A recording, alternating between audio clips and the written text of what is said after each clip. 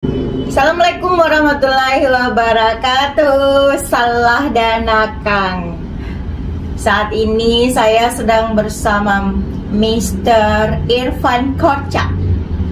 Mr. Selamat malam. Selamat malam. Kok namanya Irfan? Ya, namanya Irfan. Oh, Irfan. Itu kalau tidak salah Irfan itu nama Indonesia bukan? Bukan nama Indonesia itu. Juga banyak orang Persia, Turki, Arab. Kalau di Eropa itu jadi Ivan, ya hampir sama. Oke. Dan Akang, saya mengenal Mr. Irfan tahun, masih ingat Mr.? Tahun 2008. 2012. No. Kapan? 2009 atau 2008, karena 2010 launching buku ini. Oke. Nah, jadi gini.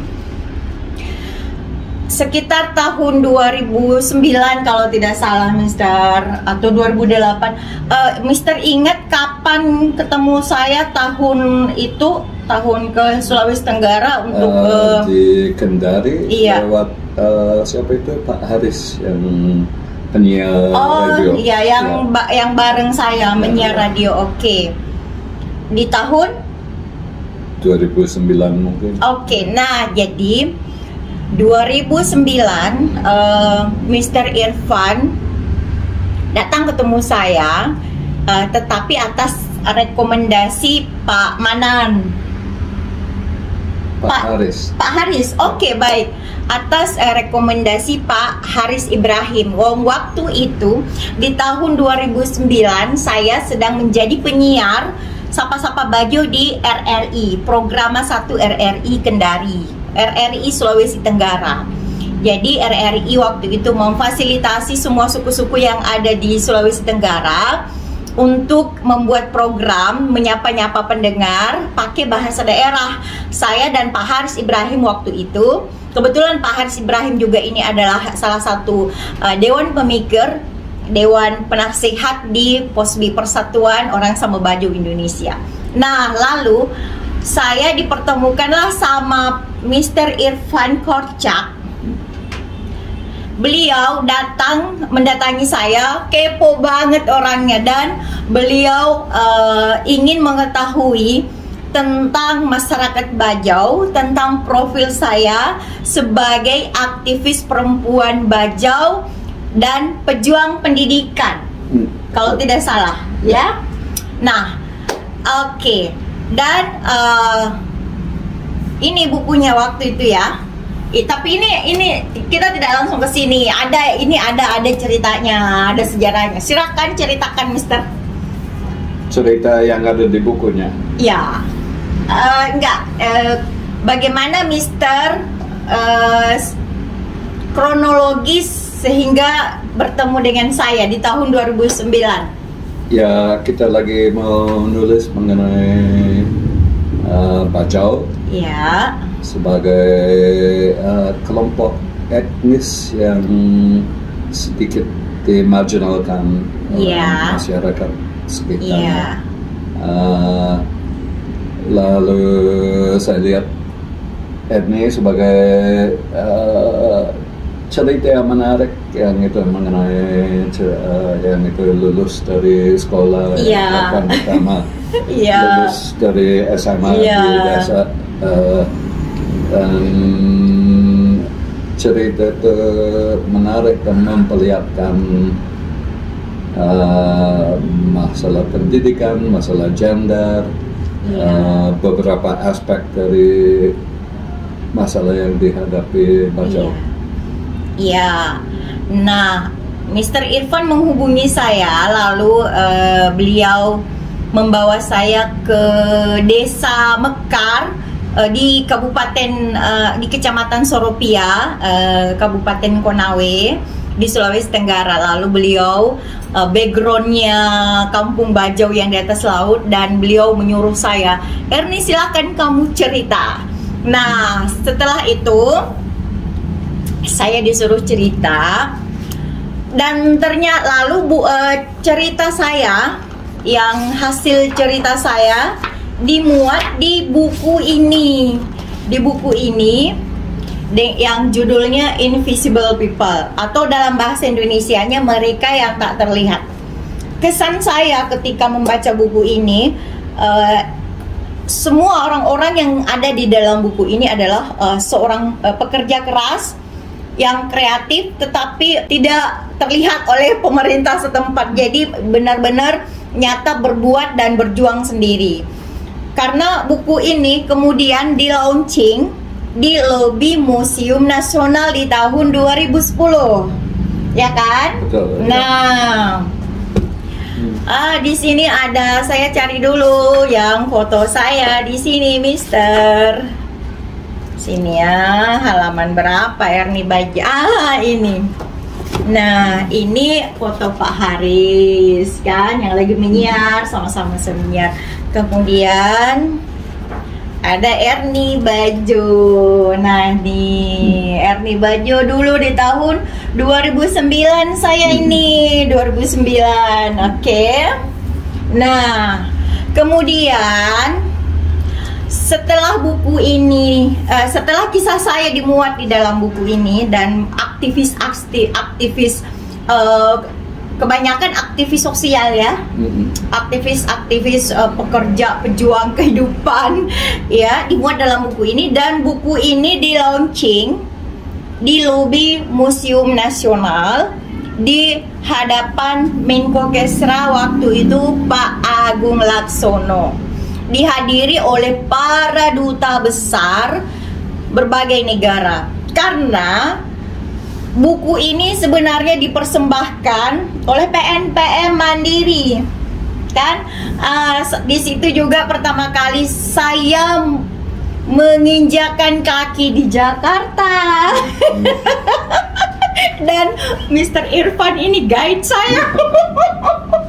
Jadi saya ini kan orang kampung ya, lalu orang kampung, orang desa yang tidak pernah lihat gemerlap kota besar, tidak pernah lihat bangunan gedung tinggi. Kami sampai saya menginap di hotel Sofian, makanya ketika selalu lewat Hotel Sofian saya selalu ingat Mr. Irfan. Di situ kami menginap dan kami juga makan malam di Hotel Borobudur. Seorang gadis desa datang ke kota besar dan langsung disuguhkan semua hal mewah.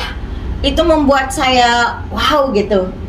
Dan Mr. Irfan kemudian mengajak saya jalan-jalan. Bayangkan, Mr. Irfan menjadi guide saya. Mr. Irfan tanya, Erni kamu mau kemana? Udah pernah ke Kota Ketua belum? Belum. Ayo gas, kita berangkat.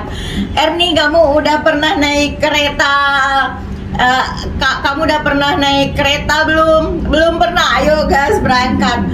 Mr. Irfan ngajak saya keliling kota Jakarta, dan berkat beliau pun akhirnya saya ada di Jakarta, dan berkat beliaulah juga yang menjebak saya untuk menulis novel Manusia Perahu Terakhir. Jadi kalau Danakang ingin tahu bagaimana kisah novel Manusia Perahu Terakhir itu saya tulis, ini dia nih. Ini dia dalamnya. Oke. Mister, kan waktu di lobi museum itu kan kita dijejer kan. Lalu pembawa acaranya Mbak Rosiana Silalahi kan, waktu itu beliau masih di SCTV. Lalu Mbak Rosi menyuruh saya bagian depan, paling tengah kan, saya di tengah itu. Karena malam sebelumnya kita disuruh cerita di Hotel Borobudur waktu makan malam, dinner di Hotel Borobudur.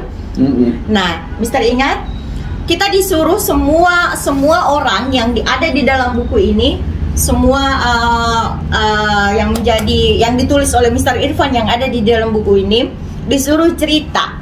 Dan konon Menko Kesra tertarik sama cerita saya kan. Nah, lalu ketika malam launchingnya di lobi Museum Nasional yang di depan istana itu ya, Mister. Lalu Rosiana Silalahi menjejar kami, saya paling tengah.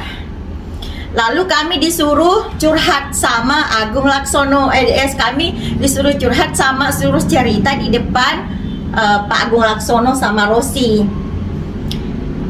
Tapi Pak Agung Laksono sudah bilang ke panitia bahwa dia tidak akan lama di acara itu karena dia ada acara lain lagi kan.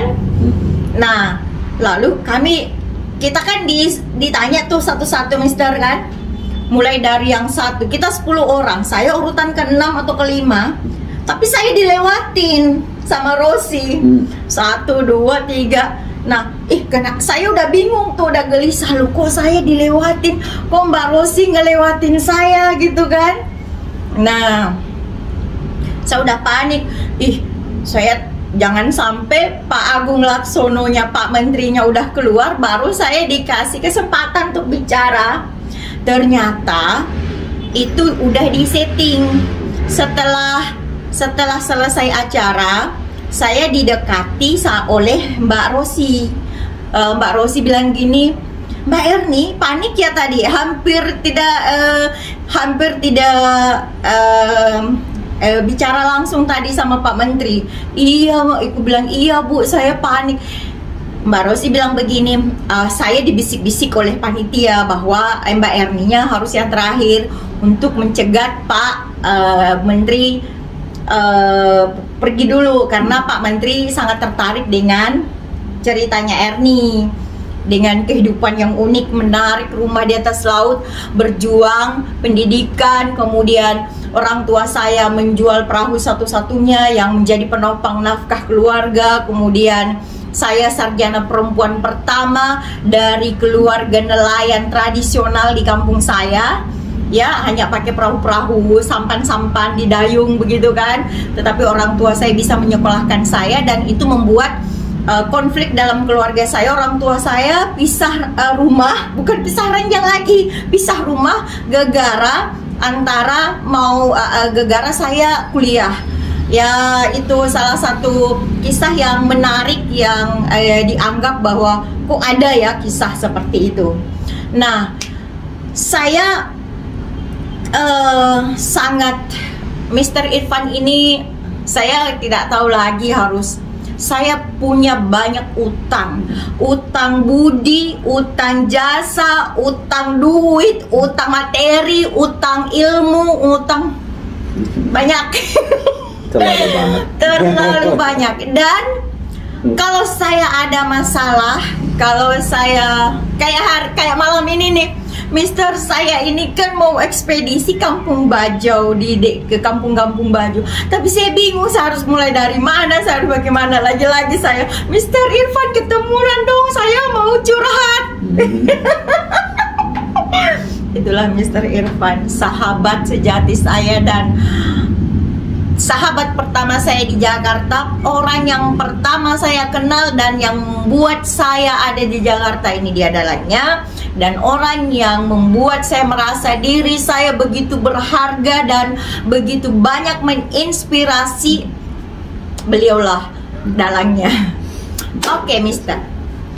Jadi gini, di 2010 setelah turun dari panggung, saya dikerumuni oleh teman-teman Mister yang dari Bank Dunia. Saya disuruh cerita, oh Mister, Mbak Erni, boleh diceritakan bagaimana suasana kampungnya. Hampir semua yang saya ceritakan membuat mereka wow, membuat mereka terperangah dan merasa bahwa wah, ini unik, ini cantik, ini sesuatu. Dan saat itu saya merasa saya harus bercerita sesuatu yang sama berulang-ulang. Lalu Mr. Irfan bilang, Erni, kenapa kamu tidak menulis? Bagaimana ceritanya? Kenapa Mr. Irfan suruh saya menulis? Ya, kalau saya yang menuliskan ceritanya Erni itu beda kalau nulis sendiri. Jadi lebih baik ya ini sebagai pengawal, pembuka ya, tapi habis itu ya lebih baik kalau kamu mampu nulis ya nulis aja sendiri, nggak harus dituliskan aku. Dan Mr. Irfan tahu berapa kali Mr. Irfan ngerombak novel saya. Berapa kali Mr. Irfan mengkritik saya luar biasa. Kadang saya ngedown karena gara-gara kritikan Mr. Irfan. Erni, kamu nggak boleh begini. Kamu di sini jangan berlaku seperti antropolog. Erni, kamu jangan terlalu narsis. Banyak. Ini Erni begini ini. Aduh, saya dari 2015 saya sudah mulai menulis. Saya menulis beberapa lembar, saya bawa lagi ke Mr. Irfan. Mr. Irfan silakan dibaca. Lalu Mr. Irfan baca, lalu saya datang lagi. Gimana Mr. Irfan? Ini nggak bagus, ini ganti, ini nggak bagus, ini ganti. Jadi kayak apa ya? Kayak editor. Beliau ini kayak editor kehidupan saya yang harus saya tulis di novel. Kalau editor tulisan beda, karena editor tulisan itu mengacu kepada penggunaan kalimat kata. Tetapi editor cerita yang ada di dalam novel Manusia Perahu Terakhir itu adalah Mr. Irfan. Gitu.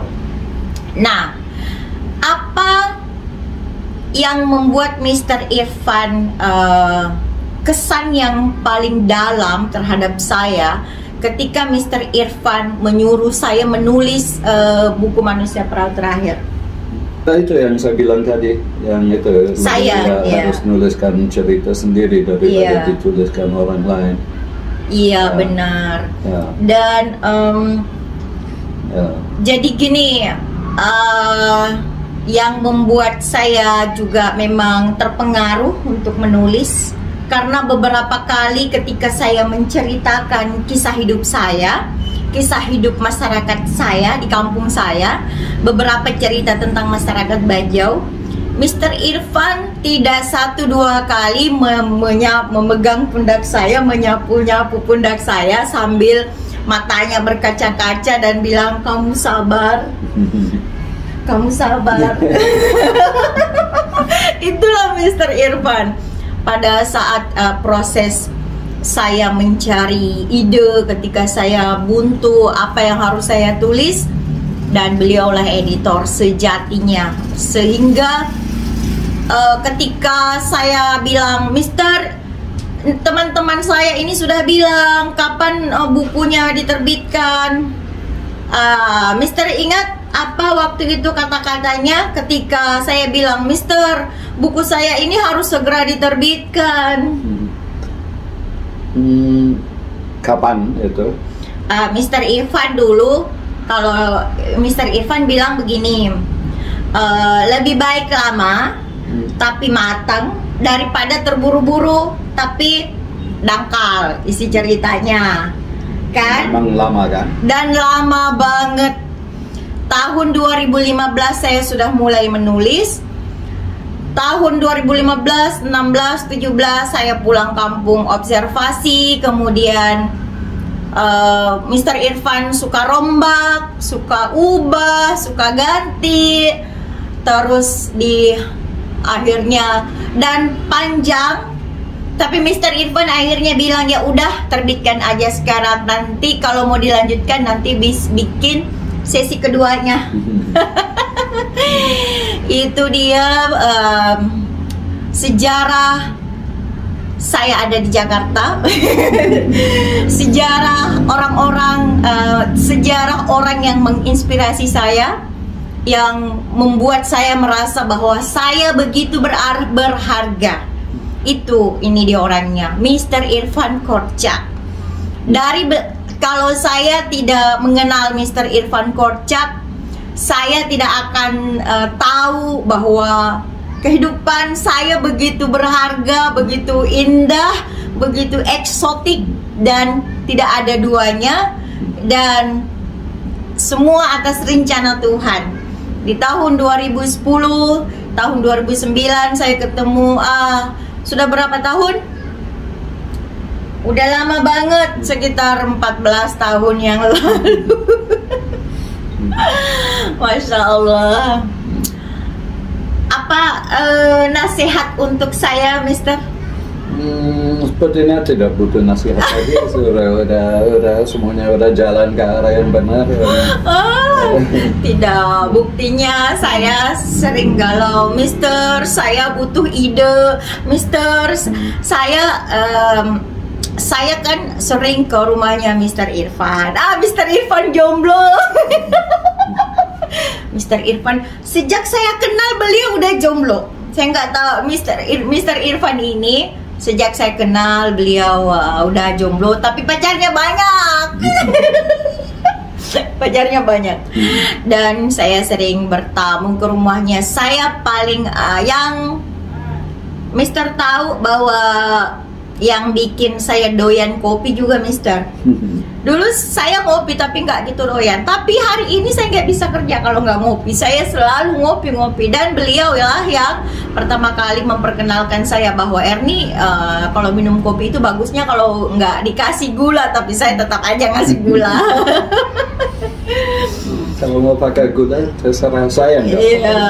Iya benar. Saya nggak tahu lagi gimana harus berterima kasih sama Mr. Irfan. Terima kasih juga mau bagi cerita kamu sama aku ya. 14 tahun yang lalu sangat menarik dan sangat bagus untuk buku kita. Iya dan Akang tahu novel Manusia Perahu terakhir di launching. Saya dikasih penghargaan semacam, saya pikir ini sebuah penghargaan karena buku Manusia Perahu terakhir ini yang bercerita tentang latar belakang kehidupan masyarakat Bajo di launching di atas kapal yang membawa rombongan Kementerian Agraria dan Tata Ruang Badan Pertanahan Nasional Republik Indonesia. Nah itu ada di belakang saya tuh sana. Nah itu ada dokumennya, ada flyernya. Saya bersanding di dalam satu flyer sama pejabat tinggi negara dan saya di situ sebagai yang melaunching novel Manusia Perahu terakhir. Di situ pertama kalinya saya melaunching dan Kementerian ATR BPN berharap bahwa semoga dengan masyarakat luas membaca Manusia Perahu terakhir atau pemerintah membaca isi Manusia Perahu terakhir, maka pemerintah dapat mendapatkan gambaran tentang bagaimana membuat kebijakan, bagaimana membuat regulasi yang berpihak kepada masyarakat Bajau. Kemudian di Mei 2023 novel saya mendapat nominasi sebagai Memori Kolektif Bangsa Manusia Laut dalam referensi buku Manusia Perahu terakhir oleh Lembaga Arsip Nasional Republik Indonesia. Alhamdulillah, saya berpikir bahwa memang dan Akang saudara harus membaca buku Manusia Perahu terakhir.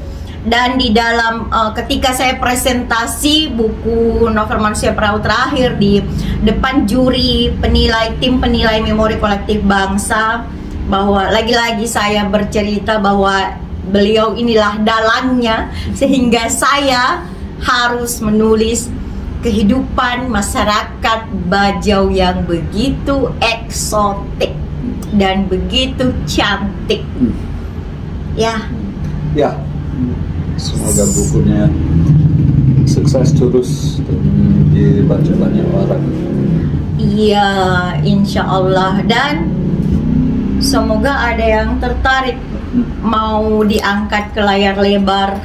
Tapi Mr. Irfan pernah bilang ke saya, wah Erni, kalau novel kamu diangkat ke layar lebar, ini novelnya mahal, filmnya mahal.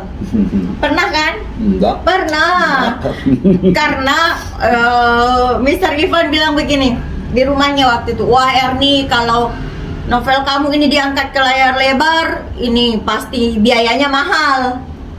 Karena di atas laut, 90% latar belakangnya di atas laut, kan? Ya, belum tentu mahal. Ya mahal, artisnya kan mahal dibayar, disuruh syuting di atas laut kan, kebanyakan artis tidak ada yang tahu berenang.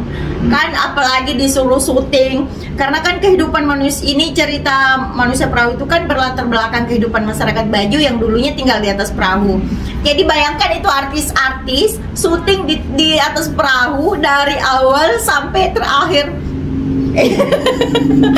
Oke, Mr. Irfan, terima kasih banyak. Sukses selalu. Mr. Irfan, nanti kita jalan-jalan ke kampung Bajo se-Indonesia. Apa salamnya buat orang Bajo yang lagi nonton? Ya, salam buat orang Bajo. Terima kasih. Maklumia dan Akang, orang Mr. Irfan bahasa Indonesianya masih ya gitu-gitu harus. Mr. Irfan tapi dia lancar bahasa Indonesia, cuman kalau mengucapkan masih gagap-gagap, tapi tidak apa-apa. Terima kasih Mr. Irfan, nanti kita bikin konten lagi yang lebih menarik, dan terima kasih untuk semuanya Mr. Irfan. Bilang salah dan akang. Salah dan akang. Bilang salah dan akang. Salah dan akang. Salah. Salah dan akang. Dan akang. Selamat malam. Assalamualaikum warahmatullahi wabarakatuh.